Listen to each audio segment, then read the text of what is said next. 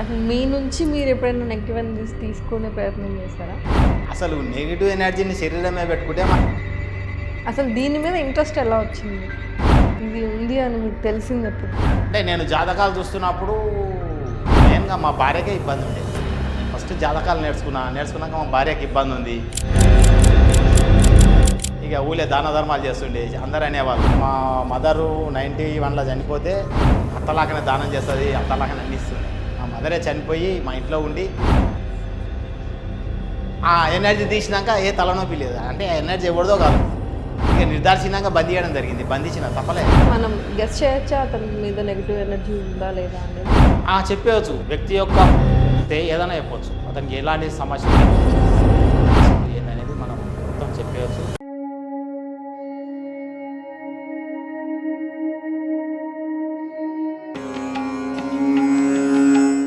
నమస్కారం, welcome to నక్షత్ర జ్యోతిష్యాలయం యూట్యూబ్ ఛానల్. సో మనతో పాటు మన గురువు గారు విష్ణువర్ధన్ రెడ్డి గారు ఉన్నారు. సో ఆయనతో నాకు కొన్ని చాలా డౌట్స్ ఉన్నాయి ఈ ఆత్మల గురించి, నెగిటివ్ ఎనర్జీస్ గురించి. సో వాటితో పాటు మిగతా డౌట్స్ అన్నీ కూడా క్లియర్ చేసుకుందాం.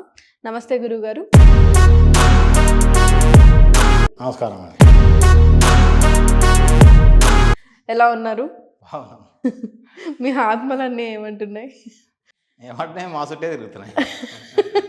ఓకే, అసలు మీ నుంచి మీరు ఎప్పుడైనా నెగిటివ్ ఎనర్జీస్ తీసుకునే ప్రయత్నం చేస్తారా? అది తీసుకోకపోతే ఉండలేం కదా.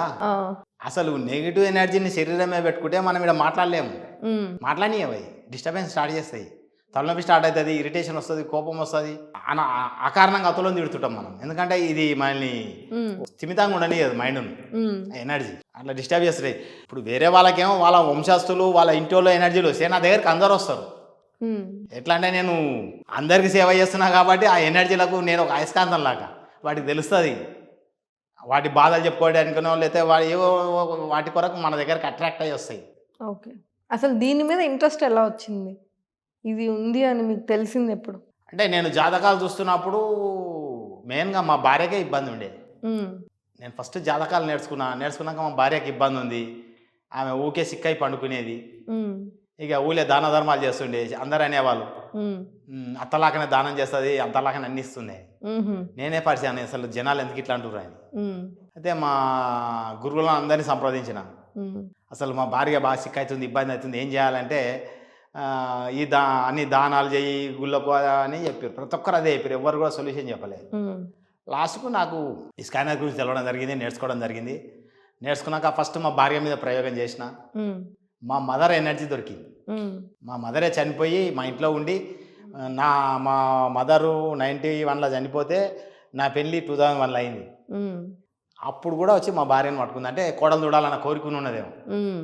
అయితే ఆ ఎనర్జీని బంధించినాక మా భార్య ఇప్పుడు మంచి హ్యాపీగా ఉంది.